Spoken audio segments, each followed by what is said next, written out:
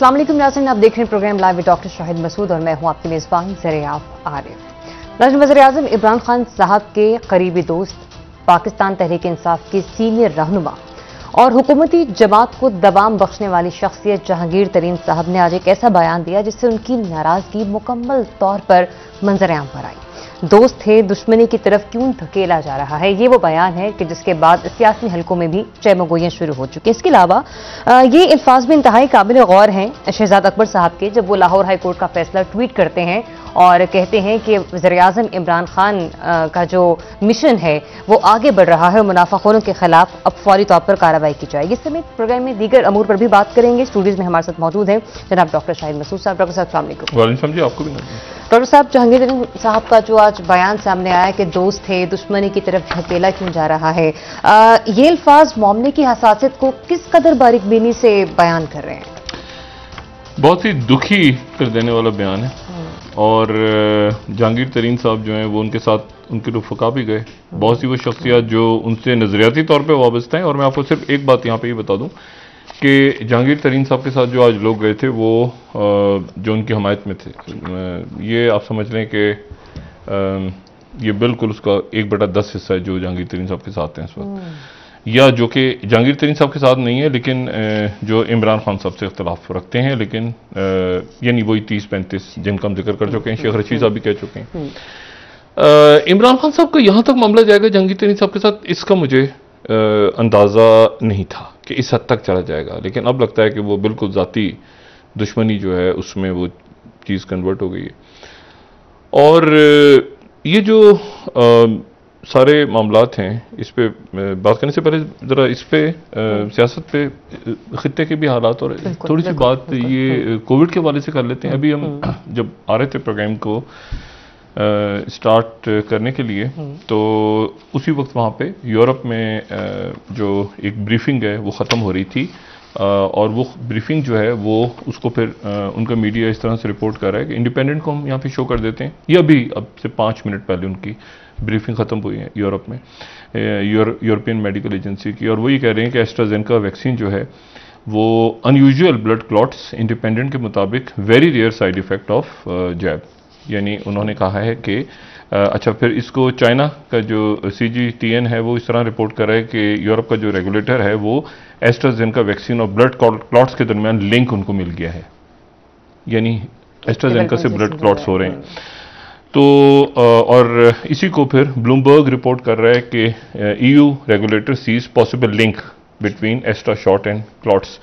तो एक जो बात थी बहुत दिनों से कि क्या एस्ट्राजेनेका वैक्सीन जो है उसमें और क्लॉट्स के अंदर कोई ताल्लुक है, तो यूरोप के अंदर ये बात उन्होंने कही है और ब्रिटेन में भी कि एक लिंक है इसमें, और UK में रिकमेंड हो रहा है कि उसको 30 ईयर्स से कम में एस्ट्राजेनेका को इस्तेमाल ना किया जाए।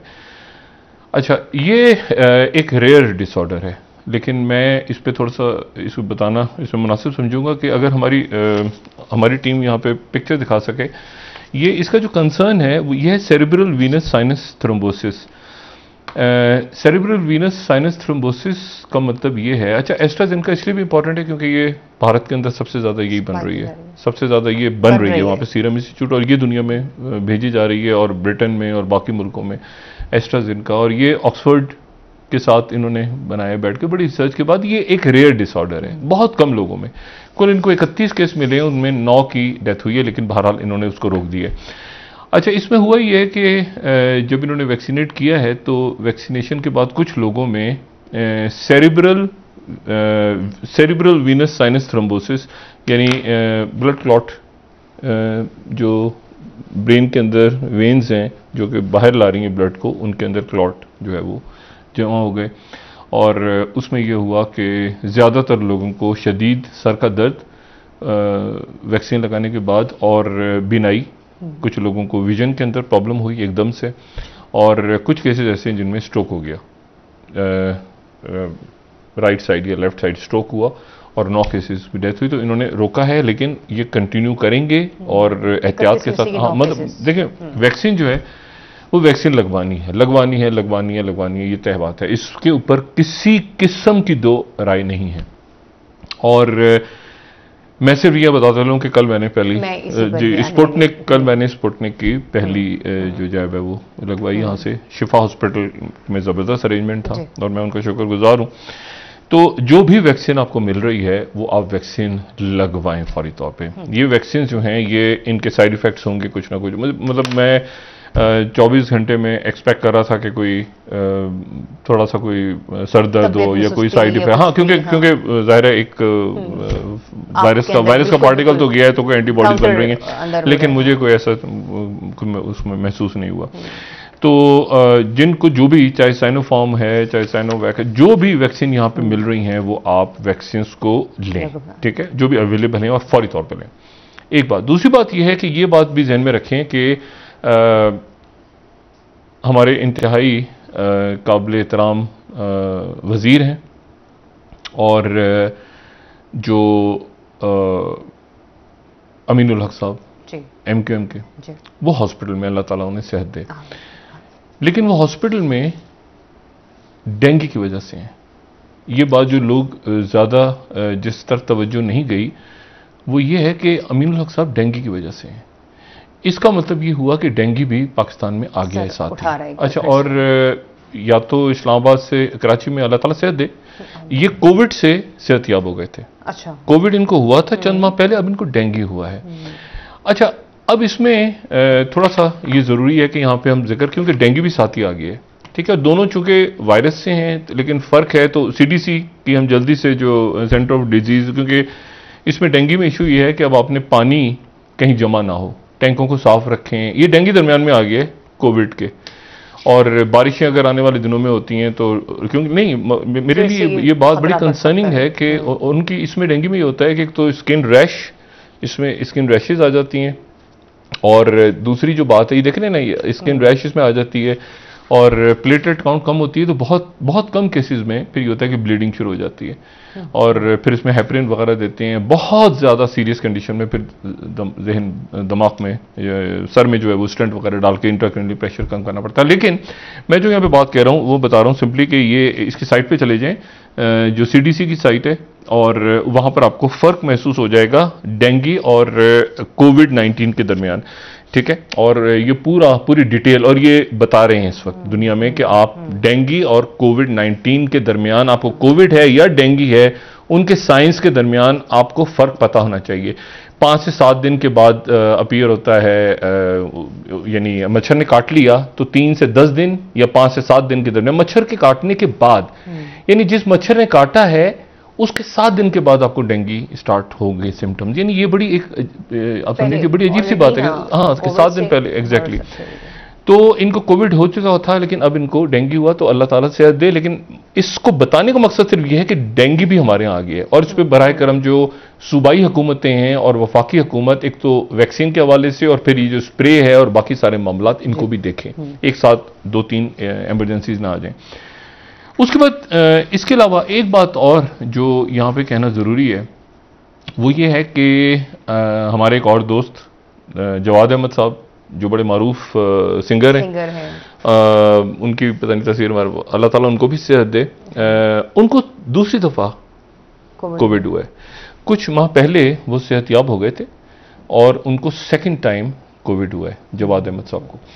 अच्छा, अब इसमें यहाँ पे मैं ये थोड़ी सी बात करूँ कि इसके जो वेरिएंट्स आ रहे हैं ना, 3 वेरिएंट्स अभी तक हमारे पास जो रिसर्च अवेलेबल है, और मैं यहाँ पे ज़ाहिर है उनके रेफरेंसेस भी क्योंकि देना ज़रूरी है, मेडिकल के हवाले से बात हो रही है तो, और मेडिकल के हवाले से ना भी हो तो हम कोशिश करते हैं कि रेफरेंसेस दे दें। तो लैंसेट वालों ने बताया है, लैंसेट वाले कह रहे हैं the coming months will require further sacrifices for Europeans.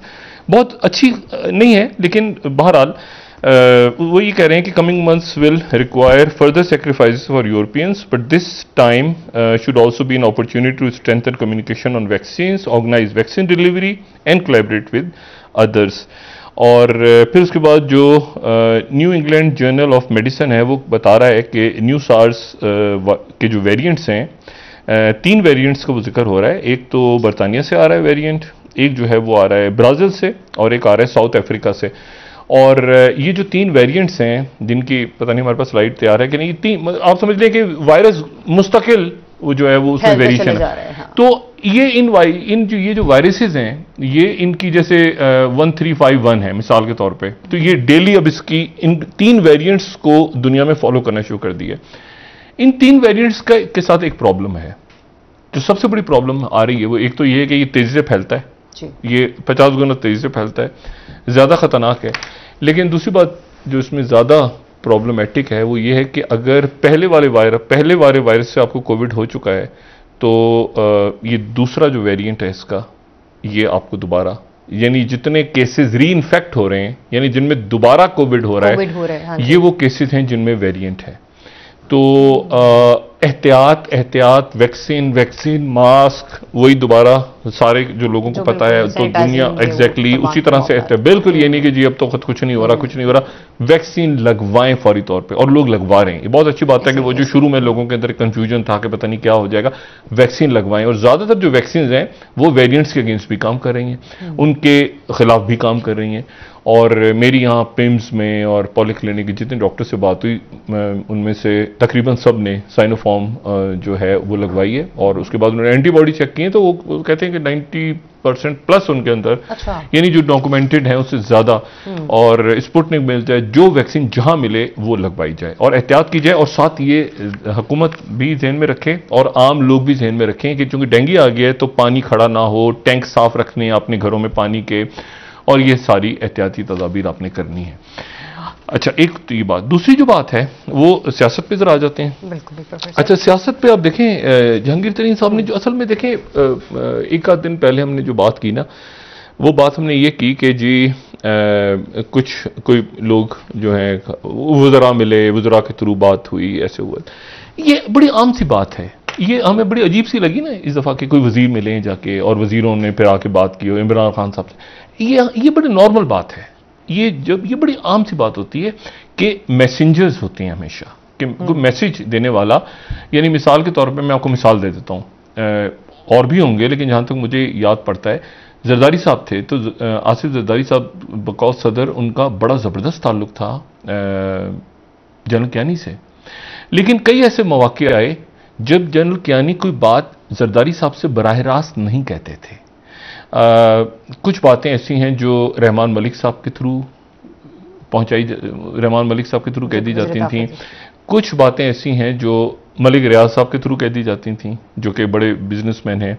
कुछ ऐसी बातें हैं जो गवर्नर सिंध उस वक्त डॉक्टर इशरतुल इबाद, उनका इंपॉर्टेंट रोल था, उनसे बात की तो उन्होंने, बल्कि इशरतुल इबाद और मलिक रियाज साहब मैनेज भी कर लेते थे, मतलब रहमान मलिक साहब भी, यानी उस तरह से नहीं बताते थे। एक होता है मैसेज कि किसी ने बात की है, मैंने किसी नहीं, मैंने कहा है कि वो तो बड़ी अजीब बातें कर रहा है, मिसाल के तौर पे, तो आगे जाके कह दिया जी वो तो कह रहे हैं आप बड़ी अजीब बातें कर रहे हैं। इस तरह नहीं, ये लोग मैनेज कर लेते थे। मैनेज से मुराद है कि हम सर बात करके और ये इशूज वगैरह इशू को रिजॉल्व कर लेते हैं। इसी तरह से जब नवाज शरीफ साहब आए तो दरमियान में मैसेंजर्स थे, हमेशा मैसेंजर्स होते हैं कि मिसाल के तौर पर कोई बात अगर नहीं कहनी अस्करी क़यादत में, तो वो बात जो है वो चौधरी निसार के थ्रू होती थी या शहबाज शरीफ साहब के थ्रू होती थी। लेकिन फिर ये हुआ कि नवाज शरीफ साहब ने जब वो टीम चेंज की अपनी, बहुत सी बातें तो डायरेक्ट हो जाती है, बहुत सी बातें होती है कि आप कहते हैं कि यार ये तरह कुछ लोगों के दरमियान में होते हैं, तो मामला खराब ना, तो वो फिर मैनेज भी कर लेते थे। तो फिर लेकिन फिर ये हुआ कि नवाज शरीफ साहब ने कहा कि नहीं, चौधरी निसार साहब और शहबाज शरीफ नहीं, मैं तो इसहाक डार साहब को करूंगा। तो इसहाक डार साहब से जब आए तो उसमें फिर बात बनी नहीं और बात खराब होनी शुरू हो गई। तो ये हमेशा होता है और ये होना चाहिए। ये अभी तक चूंकि ऐसा रहा कि बहुत से जो है मुझसे कहते जो है मुझसे, इस तरह नहीं होता। हम लोग किसी फैमिलीज में भी आपस में भी अक्सर ये होता है कि खुद नहीं यार जरा तुम बात कर लेना, ये उससे कह देना, कोई दरमियान में शख्सियत छोटा बड़ा या कोई जिसको दोनों तरफ का एतमाद हो।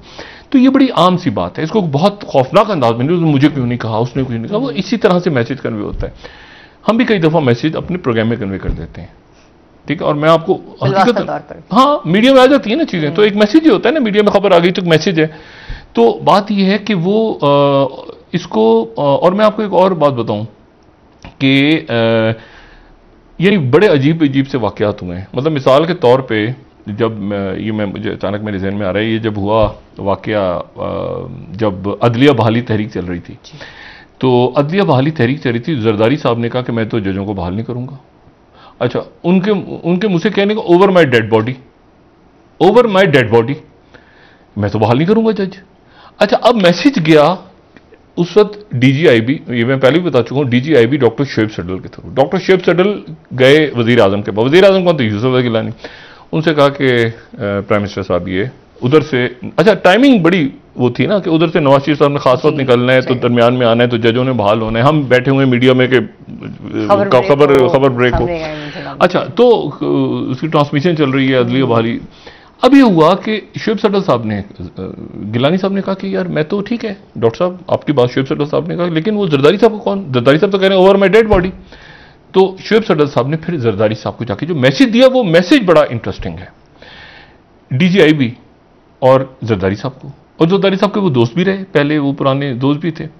उन्होंने जरदारी साहब से जुमला ये कहा, उन्होंने कहा सर आप जजेस को बहाल कर दें, वरना ना सुबह आप यहां पे होंगे और ना हम होंगे।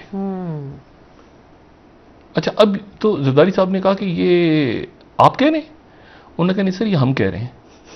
अच्छा, अब देखिए ना, अब अच्छा, तो डॉक्टर शोएब सडल कहते हैं कि मैं ये कह के चला गया।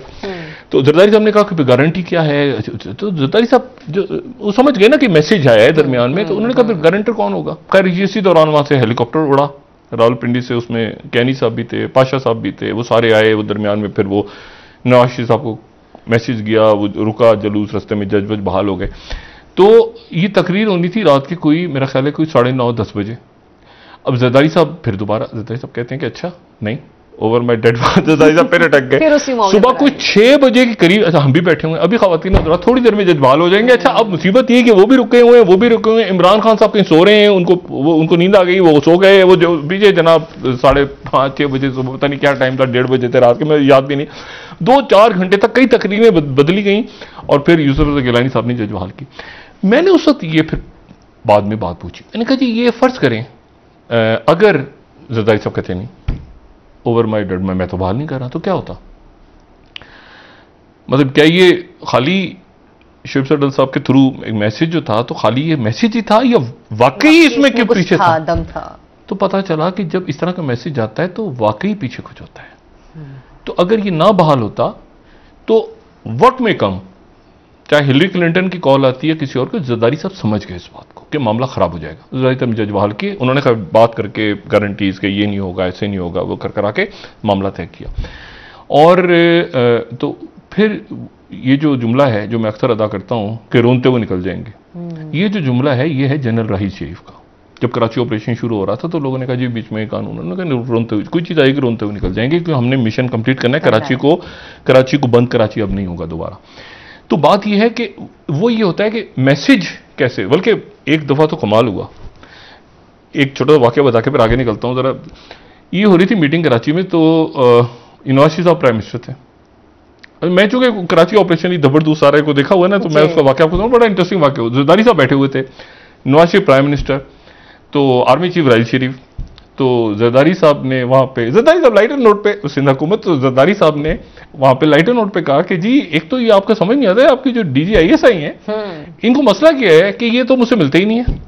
अच्छा, DGISI थे जनरल रिजवान अख्तर, तो जनरल, अब ये मीटिंग हो रही है एपेक्स कमेटी की, गवर्नर बैठे हैं, वजीर आला भी बैठे हैं सिंध के, सिंध हुकूमत है, कराची में इजलास हो रहा है। तो आगे से वो DGISI कहते हैं जरदारी साहब को कि जरदारी साहब अच्छा ही है कि मैं आपसे नहीं मिलता, और ये आपके लिए भी अच्छा है। अच्छा, भरी मीटिंग, यानी आप देखें कि अब खामोशी छा गई। अच्छा, तो बात ये है कि ये मैसेजेस या और असल बात मैसेज है, असल ये होता है कि उसको मैनेज कर लें, यानी आप चीज़ों को जो मैसेंजर हो ना वो मैनेज करके कि उधर भी टेंशन ना हो, इधर भी दरमियान में, जैसे मैंने 24 साल एक बफर करो। वज़ीर-ए-आज़म की काबीना में कुछ ऐसे वज़रा मौजूद हैं जो इस मैसेज को बेहतर तरीके से जरा कर सकें? मेरा ख्याल है कि नहीं, मेरा ख्याल है कि नहीं, मेरा ख्याल है कि नहीं। वज़ीर आज़म के पास ऐसे मैसेंजर, ऐसे होनी चाहिए शख्सियात जो कि दरमियान में आके सिर्फ मैसेज नहीं कि उसने ये कहा है, नहीं, वो तो फिर वो तो मामला खराब कर दिया ना आपने, उसने ये कहा है, उसने युवा जी ये बात हो रही थी, मैंने सुना ऐसे हो गया, मैंने सुना है, वो नहीं, आप मैनेज करते हैं चीज़ों को कि वो तो इशू चल रहा है, तो मैं वहाँ गया था तो मैंने बात सुनी, तो इसको यूं कर लेते हैं, ऐसे करते हैं, तरीके से ताकि सिस्टम चले पूरा। तो प्राइम मिनिस्टर के अच्छे ताल्लुकात हैं पिंडी के साथ, ऐसी कोई चीज़ नहीं, ये एक रूटीन है। मैंने बात की ना, ये रूटीनली ऐसी चीज़ें होती हैं कि थोड़ा सा इसको देखा जाए, गवर्नेंस को देखा जाए, ये मामला रूटीनली होते हैं दरमियान में। मेरा अपना ख्याल है ऐसे लोग नहीं है। लेकिन अगर हो तो बहुत अच्छा है, तो बहुत अच्छा है। लेकिन जाहिर है को ऐसे जो वजीर आजम साहब पे असर अंदाज भी हो सके, उनको समझा भी सकें, जब वजीर आजम से कहते हैं मुझसे खुद बात करें, तो हर बात खुद नहीं होती, ठीक है ना। वो किसी न किसी दोस्तों में भी बात नहीं होती, बहुत अच्छा होता है दोस्त भी वो कहते हैं यार तुम बात कर लेना। तो ये जो है बहरहाल इससे निकलते हैं।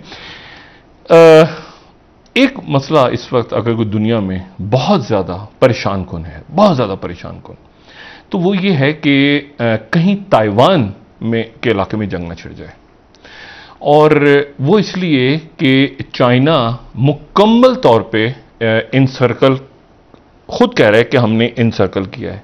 चाइना खुद ये कह रहा है, वरना ये अमूमन होता था कि चाइना की तरफ से कोई डिनाइल वगैरह आ जाता था, लेकिन उनका जो ग्लोबल टाइम्स जाहिर है कि उनका एक मेन आप समझें कि जो बात करता है तो वहीं से आता है। तो ग्लोबल टाइम्स कह रहे हैं कि PLA aircraft again surround Taiwan in drills with US intervention on mind. इस बात को ध्यान में रखें कि अमेरिका मदद को आ जाए। ये इन्होंने 30 मार्च को जो एक्सरसाइजेस की थी उसके बाद इन्होंने किया था। फिर उसके बाद उन्होंने दोबारा कहा कि PLA carriers and war plane surround Taiwan in drills in show of capability to cut off foreign intervention. अच्छा, उसके बाद आज जो है वो न्यूज वीक कह रहा है कि ताइवान स्ट्रेट जो है वो पाउडर कैग, एक पाउडर कैग है, एक रेत का ऐसा टुकड़ा, न्यूज भी कह रहा है कि जो वर्ल्ड वॉर शुरू कर सकता है, वर्ल्ड वॉर। और बिल्कुल ही ऐसे ही जैसे आपको बैल्कन नजर आ रही थी, और पूरा ये बता रहा है कि फर्स्ट वर्ल्ड वॉर से पहले, सेकंड वर्ल्ड वॉर से पहले आपको। अच्छा, और उसके साथ ही ब्लूमबर्ग ये कह रहा है कि ये देखें अब ये अखबारात और मीडिया कि China's war against Taiwan could come sooner rather than later. Reuters कह रहा है कि China sends more jets, Taiwan says, Taiwan ने आज कहा है कि it will fight to the end if there is a war. हम आखिर तक लड़ेंगे, ताइवान ने जवाब दिया है, हम जो आखिर तक लड़ेंगे। और रॉयटर्स ही फिर ये खबरें दे रहे हैं, तेजी से मैं ब्रेकिंग न्यूज दे रहे हैं कि यूएस वॉरशिप्स जो हैं वो भी दाखिल हो गई हैं ताइवान स्ट्रेट में चाइना के साथ टेंशन में। और यूएस न्यूज कह रहा है कि US warships transit Taiwan trade China की टेंशन के दौरान। CNN ब्रेक कर रहा है कि China flanks Taiwan with military exercises, blah blah blah blah. अच्छा, इसमें इशू क्या है? इशू ये है, इसको ध्यान में रखें और हम इस तरह से लें कि जो रशियन फॉरेन मिनिस्टर पाकिस्तान आज आए हुए थे और उनका दौरा हुआ, आर्मी चीफ से उनकी मुलाकात हुई, और उनकी मुलाकात हुई प्राइम मिनिस्टर से, और उनकी मुलाकात हुई वजीर खारजा से। अच्छा, ये जो सर्जेई लावरोव हैं, ये आए हैं इंडिया से, ये बात हम कर चुके हैं, और ये वापस मॉस्को। ये 2004 से फॉरेन मिनिस्टर हैं।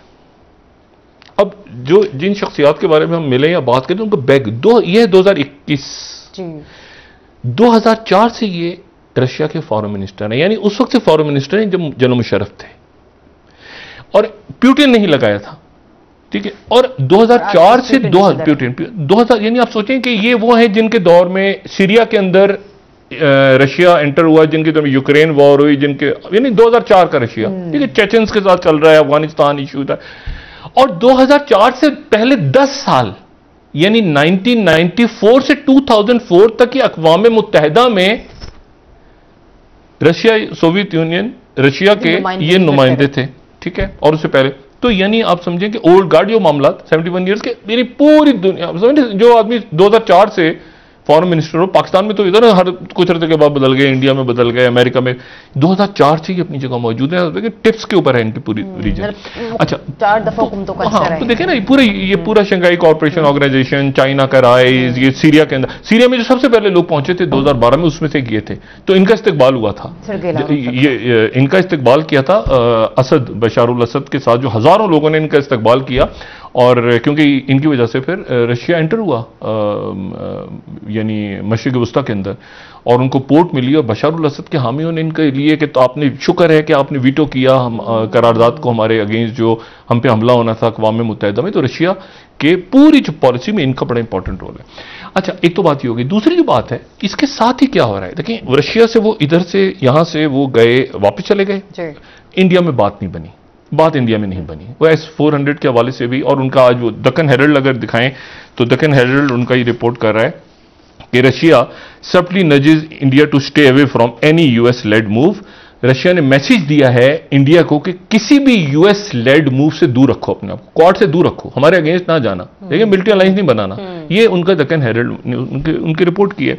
और यही बात है कि जी वो उन्होंने इंडिया फंसा हुआ दरमियान में कि क्वाड में जाएं, और ये बड़े इंटरेस्टिंग टाइम्स हैं, वो क्वाड की तरफ जाएं या चाइना की तरफ जाएं, अगर ताइवान पे कुछ हो गया तो हम क्या करेंगे, और चाइना के इस पे मतलब इंडिया फंसा हुआ है दरमियान में। और इंडिया के थिएटर जो है ना, ये जो मैंने आपको बताया था नेक्स्ट स्लाइड्स वाला इशू जो खड़ा हुआ है, ये माओइस्ट वाला, उन्होंने ये 21, 22, 23 बंदे नहीं मारे सिर्फ, ये बड़ा बदकिस्मत एक वाकया पेश आया है। और उस पर ऐसा नहीं हुआ कि उन्होंने बंदे मार दिए हों, बल्कि उन्होंने बंदे कैप्चर कर लिए, उनके पास यारगमाल भी हैं। अच्छा, ये टाइम्स ऑफ इंडिया कह रहे हैं कि Maoist want to talk to free jawan held hostage. अच्छा, वो एक का नाम बता रहे हैं। अच्छा, एनडीटीवी कह रहे हैं कि मधवी हितमा सस्पेक्टेड। अच्छा, मधवी हितमा एक देवमालाई सा कोई किरदार है माओइस्ट जो जंगलों में रहता है, और वो ये देखें ना, ये बड़ी, इसने 22 सोल्जर्स को मारा है ये, और इससे पहले ये 76 सोल्जर्स को मार चुका है। और ये सोल्जर ये कोबरा ग्रुप है, यानी कमांडो कोबरा ग्रुप को ही मार चुका है जंगलों में। अच्छा, और उसने कहा है want government to negotiate release. अब रिलीज कितनी है? अब एक उन्होंने बंदे की तस्वीर इशू कर दी, एनडीटीवी कह रहा है कॉट अ कमांडो, एक कमांडो पकड़ लिया हमने, want government to negotiate release. अब ये इंडिया के अंदर हो रहा है, बाहर नहीं, मेड इन इंडिया तहरीक है सारी, मेड इन इंडिया, इसमें कोई चाइना का माल नहीं है, सवाए इसके कि वो माओइस्ट हैं और वो चेयरमैन माओ से जो है। अच्छा, उसके बाद इनके जो कमांडर थे उन्होंने कहा कि हमारे तो लोग नहीं पकड़े, हमारा तो कोई बंदा नहीं है उनके पास। उसके बाद Times of India Maoist release photo of abducted cobra commando. अब ये देखें ना, ये कोबरा कमांडो की तस्वीर रिलीज कर दी उन्होंने। ये कोबरा कमांडो उनके पास है, और वो कहते हैं कि हमारे पास एक नहीं है बल्कि 22 लोग हैं। अच्छा, और साथ ही अब ये देखें कितनी अजीब सी बात है कि वहां पर जो यानी उन्हीं का फिर मीडिया ये भी साथ ही कह रहा है कि इसको छुड़वाया जाए। उनके अहले खाना कह रहे हैं आउटलुक इंडिया में कि I appeal to Modi ji, ये उस कमांडो की वाइफ कह रही हैं कि I appeal to Modi ji rescue my husband, मेरे शौहर को सेफली लाया जाए उसी तरह जिस तरह आप अभिनंदन को पाकिस्तान से लाए थे। यानी आप अभिनंदन को जिस तरह पाकिस्तान से लाए थे, ये तो बंदा मेरा शौहर तो इंडिया में पकड़ के कहीं जंगलों में ले गए, इसको लाया जाए अभिनंदन। अच्छा, एक रौला पड़ गया वहां। अच्छा, अब ये जो है इसके ऊपर उनके थिंक टैंक्स, उनके देखिए उनका ये बड़ा थिंक टैंक है ORF, उन्होंने लेकिन India China in ironies of Maoism और ये सारा वो कनेक्ट करते हैं। लेकिन सवाल ये है कि इसको, ये तो एक नजरियाती तौर पे मैंने कहा ना 1924 से बने हुए हैं माओइस्ट, यानी 1924 से लेके उनकी चल रही है अभी तक। और जब नेपाल में बगावत हुई ये 2016 में माओइस्टों की, तो उनको पनाह दे दी इंडिया ने। तो ये इंडिया के अंदर ही है, और कई वस्ती इंडिया, महाराष्ट्र, इधर उधर, क्योंकि मैंने आपसे कहा ना कि ये वो हैं जो लेफ्टिस्ट हैं, सुर्ख है फैज अहमद फैज, ये प्रोग्रेसिव्स हैं, ये कोई इस्लामी तंजीम नहीं है कि जिसके ऊपर क्रैकडाउन करें, दुनिया को बताएं कि जी ये तो इस्लामी दहशतगर्द थे या जो भी आप नाम दे दें उनको। अब इनके साथ क्या करें? ये लिबरल्स हैं, प्रोग्रेसिव हैं, ये कहते हैं कि कैपिटलिज्म नहीं होना चाहिए, और इन्होंने हथियार उठा लिए और कमांडो उठा के ले गए। और ये उस मौके पे जो वहां पे आपकी चल रही है, फ्रांस के साथ मशकें चल रही हैं, और साथ ही ये इनका थिएटर इंडिया स्ट्रेच हो रहा है। लेकिन इंडिया का एक थिएटर ये ताइवान वाला है, एक साउथ चाइना सी है, एक ये इंडियन ओशन है, फिर अब वो जबूती और वो सारा, फिर ये मशरक़ वस्ता हाथ से निकल रहा है, ईरान, वो स्ट्रेच हो रहा है। अब इस मरले पे पाकिस्तान का रोल, मैं वही कह रहा हूं ना कि पाकिस्तान यहां पे इशू, ये जैसे होता है ना कि सारी चीजें छोड़ के अगर वजीर आजम साहब खारजा पॉलिसी और ये महंगाई, 80 रुपए की चीनी आज, बिल्कुल 80 रुपए की चीनी, हाईकोर्ट की तरफ से शहजाद अकबर साहब ने भी इस बयान को ट्वीट किया है, उस पर बात करते नहीं कि मैं 850 रुपए भेज रहा हूं अभी इनको, मुझे 85 रुपए के हिसाब से किलो की चीनी ढूंढ के, बस फिर रमजान के लिए कुछ आप भी जखीरांदोजी करके रखे, 85 रुपए, हाँ मुझे ब्रेक लेते हैं, 10 किलो चीनी 80 नहीं 85 के हिसाब से भेज दें। एक ब्रेक के बाद ये 80 और 85 किलो की हिसाब से चीनी को हम डिस्कस करते हैं। ब्रेक के बाद वापस आते हैं और गुफ्तगू को यहीं से मजीद आगे बढ़ाएंगे। Stay tuned.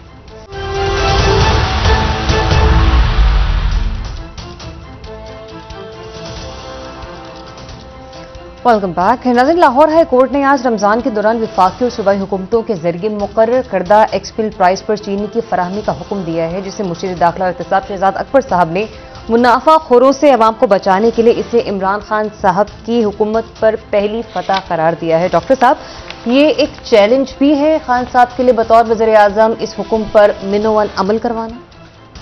और बहुत आसान है, और वो ये है कि इमरान खान साहब रोज का रोज एक कीमतों के ऊपर एक इजलास बुला लें, जैसे तर्जुमानों का इजलास, अब तर्जुमानों के इजलास की जरूरत नहीं, रोज़ एक इजलास बुलाएं और उसमें चेक करें, रैंडमली चेक करें कि आज गुजरांवाला में चीनी की क्या कीमत है, गंदम की क्या कीमत है, लाड़काना में, कराची के मुख्तलिफ इलाकों में क्या कीमत है, रावलपिंडी, इस्लामाबाद, जेहलम, लाहौर, मतलब रैंडमली चीनी, गंदम, ये जो चीज़ें हैं ना रमज़ान के अंदर। और दूसरी बात यह है कि बिजली के ऊपर आज फिर कीमत बढ़ा दी। यानी ये देखें, अब मसला मैं वही जो कल मैंने बात की थी ना कि जब पता नहीं मैं किस हद तक बात समझा पाया था, नहीं समझा पाया था, जो बैंकर्स होते हैं जब आप उनको बहुत ज़्यादा ले आते हैं, मेरे ख्याल से मैं कल समझा दी थी मैंने बात, लेकिन कोई बैंक का बंदा होगा ना तो वो उसकी कोशिश होगी आखिर में वो साल के आखिर में एक शीट पेश करे कि जी हमारे बैंक को इतना फायदा हुआ। अच्छा, जो पब्लिक के अंदर जो लोग आगे दे रहे हैं चीजें, यानी जो फर्ज करें कि कोई शुगर का काम, कोई दुकानदार है, कोई, वो डिपेंड कर रहा है बैंक के ऊपर, लेकिन मसला ये कि बैंक उसको ना उसको सहूलत दे, जिसको हम कहते हैं ना एसएमईज के छोटे स्मॉल मीडियम साइज इंडस्ट्रीज। ये मैं आपको बताऊं, एक तो मुशर्रफ साहब के दौर में बड़ा अजीब सी बात हुई। मुशर्रफ साहब के दौर में एक दफा ये हुआ कि वो कोई मोटरसाइकिल्स मेरे ख्याल से बन रही थी, तो उन्होंने कहा कि मुझे ये जरा बताओ कि ये अंदरूनी सिंध कितनी जाती हैं। तो उन्होंने कहा जी नहीं, हमारी सेल इतनी हो रही है। उन्होंने कहा नहीं, मुझे अंदरूनी सिंध बताएं। तो मैंने फिर उस वक्त मेरे ख्याल से शौकत सुल्तान साहब थे, उनके साथी कोई और, तो मैंने कहा ये मुशर्रफ साहब ब्रीफिंग के दौरान क्यों, तो उन्होंने कहा वो ये पूछ रहे, वो देख रहे हैं, सिर्फ चेक कर रहे हैं कि जो अंदरूनी सिंध रहने वालों की कुव्वत खरीद कितनी है, क्या वो भी मोटरसाइकिल ले रहे हैं या ये सारी मोटरसाइकिलें वही लोग ले रहे हैं जो कि शहर में हैं, या ये इवन डिस्ट्रीब्यूशन हो रही है पूरे मुल्क में। तो ये बात बड़ी इंपॉर्टेंट है कि वो कहां पर किस तरह से, मतलब आप उसको फॉलो करें एग्जैक्टली। तो बात यह कि जो बैंकिंग के लोगों को भी आपने रखना है और आपने उन लोगों को भी, यानी बैंकिंग का कोई प्राइवेट, जी मैं फलां आदमी कौन था, फलां आदमी उस अदारे का चेयरमैन था, उसका चेयरमैन ने क्या किया, उसने पब्लिक से पैसे लिए, टैक्स इतना बना के देखें मैंने इतना फायदा साल के अंदर कमाया। ऐसे नहीं होता, फायदा अपने अवाम को देना होता है, अदारे को भी देना होता है, जिसमें अदारे में अदारा खसारे में ना चला जाए, और साथ अवाम को भी ध्यान में रखना होता है कि यार बैलेंस कैसे करना है मैंने।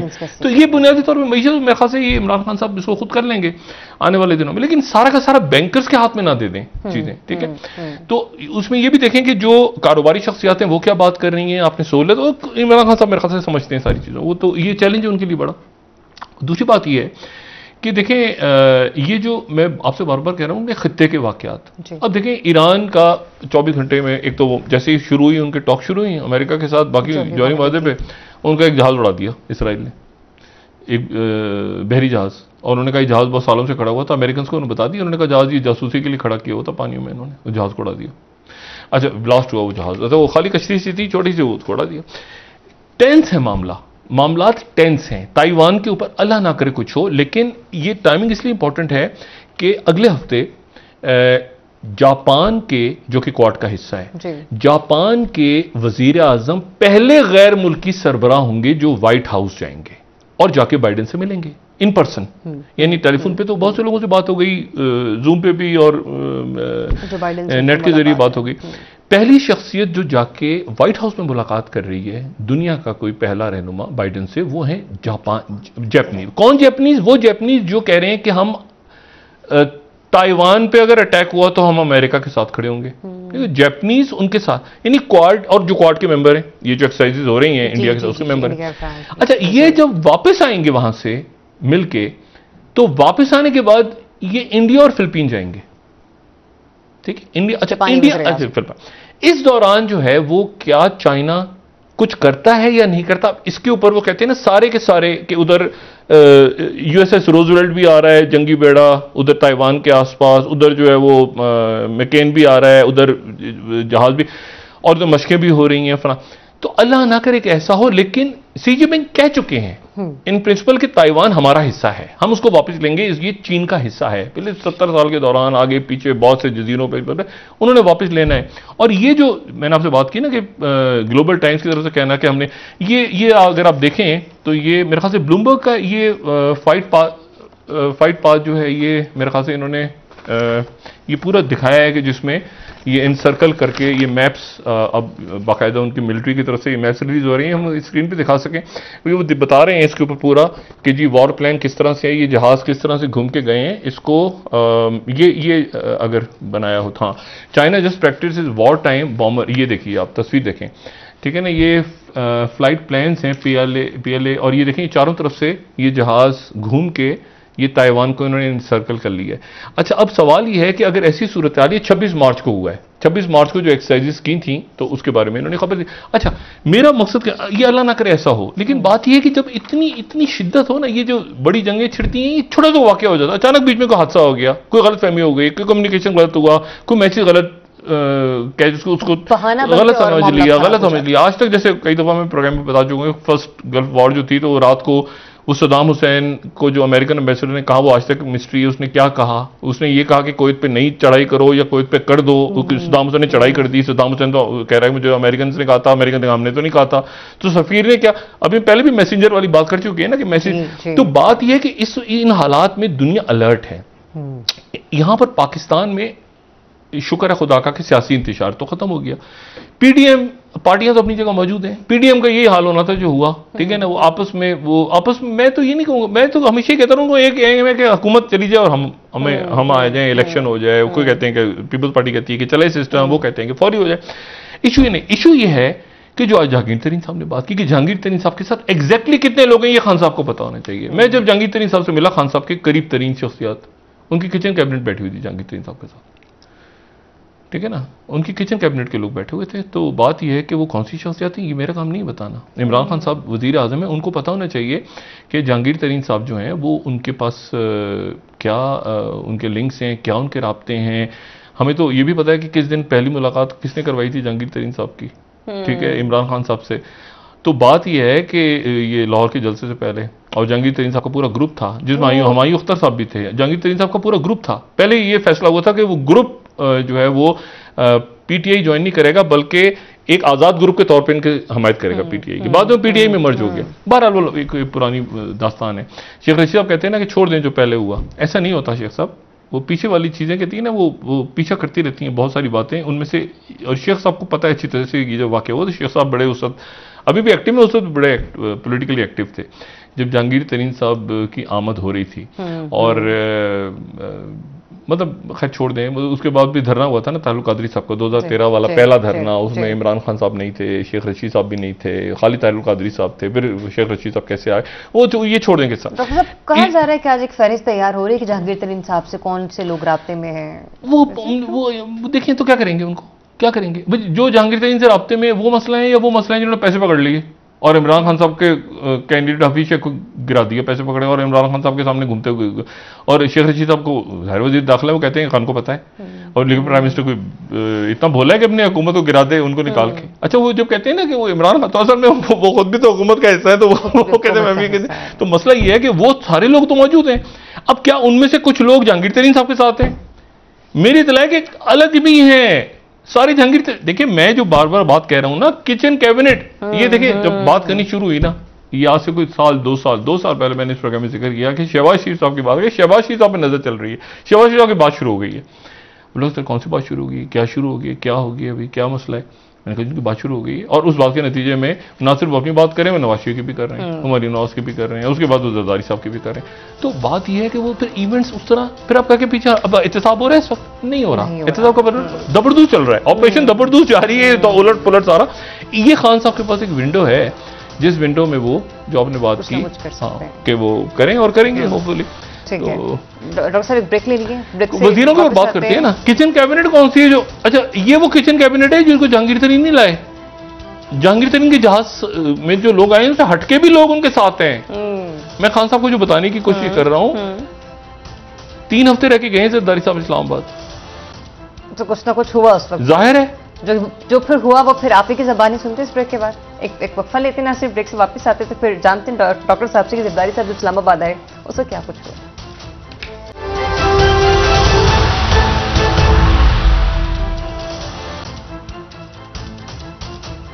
जी वेलकम बैक। ब्रेक के बाद जरूर सवाल का जवाब देने की कोशिश करते हैं जो कि छोड़कर हम गए थे। डॉक्टर साहब बताइएगा, जब जरदारी साहब थे इस्लामाबाद में, क्या थी उसकी? नहीं, पॉलिटिकल एक्टिविटीज तो की ना, उसी के दौरान यूसुफ रज़ा गिलानी साहब जीते, उसी के दौरान हफीज शेख हारे। हफीज शेख साहब का जरदारी साहब से रब्ता, हफीज शेख साहब जो है उनका रब्ता रहता है हमेशा। और अगर कोई कहेगा हफीज शेख साहब को हटा दिए तो उनको रोल खत्म हो गया, तो ऐसा नहीं है। हफीज शेख साहब का एक रोल रहेगा। वो जाहिर है कि वो चाहे मुल्क से बाहर जाएं, वो मुल्क के अंदर रहें, माहिर माशियात में 2 दफ़ा वज़ीर ख़जाना रहे। तो बात यह है कि वो सेनेटर भी रहे हैं, तो उनका एक रोल, उनकी इनपुट रहेगी। सवाल सिर्फ ये पता है उनको हटाया जिस तरह से गया उस पर लोगों, उनके नाकिदीन को भी उस पर हुआ। एक बात दूसरी बात ये जो डेंगू के हवाले से मैंने बात की ना, मच्छर, सारे मच्छरों के डेंगू नहीं होता, ये खास मच्छर हुकूमत एहतियात करे और ये स्प्रे वगैरह करवा ले, खासतौर पर ये, क्योंकि एक केस हमारे सामने आ गया अमीनुल हक साहब, इसलिए मैं कह रहा हूँ कि एक केस, और ज़ाहिर वफाकी वजीर हैं, अल्लाह ताला उन्हें सेहत दे, प्लेटलेट काउंट्स इसमें गिर जाती हैं और फिर इसमें ज़ाहिर है प्लाज्मा और इसमें हेपरिन वगैरह देनी पड़ती है, ब्लीडिंग शुरू हो जाती है। तो सीवियर केसेस में एहतियात करें। और ये चूंकि पिछले साल कम हुआ है, पिछले साल इतना नहीं हुआ, डेंगू नहीं फैला स्प्रे वगैरह करके पंजाब में, कराची, इधर दाएं बाएं, तो ये वो चीज़ें जो हमारी इंतजामिया कर सकती है आराम से। यानी इसमें सिर्फ जो हमारे MNAs या MPAs हैं या जो सूबाई हुकूमत है उसने सिर्फ चेक रखना है कि भाई ये 2-3 चीजें एक साथ हो गई हैं, 2-3 चीज कोई इशू नहीं, आराम से चल रही है। वैक्सीनेशन अपनी जगह करवाएं लोगों की जितनी मैक्सिमम। इस पे उलमाए दीन से हम बात करेंगे आने वाले दिनों में कि अगर रमज़ान के अंदर ये कि कुछ लोगों को अगर वैक्सीनेट करवा दें, वो वैक्सीनेशन में हेल्प करें, उनकी प्राइवेट उनको वैक्सीनेट करवा दिया जाए, तो ये भी मेरे ख्याल से इसका भी एक सवाब है। तो बात यह है कि वैसे भी लोग एक दूसरे को हेल्प कर रहे हैं, तो बस आपने यानी कीमतें, खान साहब का कीमतों का मसला, ये बिजली कि प्राइसेस वगैरह ना बढ़े, एक दफ़ा इसको बस यहाँ रोक दिया जाए, IMF से ज़रा बात कर लें, दोबारा एक दफ़ा रीनेगोशिएट कर लें, कीमतों में नज़र रखें। और सियासी पॉलिटिकल एक्टिविटीज़ तो नहीं हो रही, PDM अब नहीं है, साथ ही अपनी गवर्नेंस के ऊपर और ये सारे मामलात, और ये 2-3-4-5 इशूज़ हैं, इतने मुश्किल नहीं है, ये कोई बहुत रॉकेट है, मैंने आपसे ना रॉकेट है।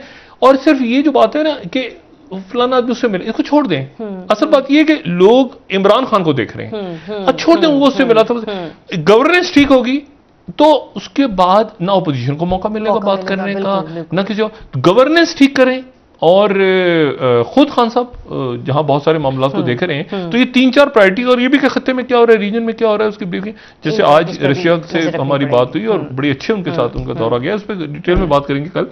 लेकिन बात यह कि ये सारे इवेंट्स हो रहे हैं। अफगानिस्तान के अंदर कॉन्फ्रेंस कब होनी है, टर्की वाली अभी होनी है ना, 1 मई से पहले फिर ब्लास्ट हुआ, उसमें 2-4 लोग आज और मर गए। ये सारी इवेंट्स हैं पाकिस्तान का जिनसे बराह रास्त ताल्लुक है। तो स्पुतनिक तो यहाँ बनाने की बात भी हो गई है। बिल्कुल बिल्कुल। और इसमें मकामी जो कंपनी वो भी अपना किरदार अदा करे। डॉक्टर साहब, प्रोग्राम का वक्त खत्म हो गया, मैं नाज़रीन से इजाजत चाहूंगी। अल्लाह हाफ़िज़ डॉक्टर साहब। अपना दोस्तों रिश्तेदारों के लोगों का सब ख्याल रखिएगा।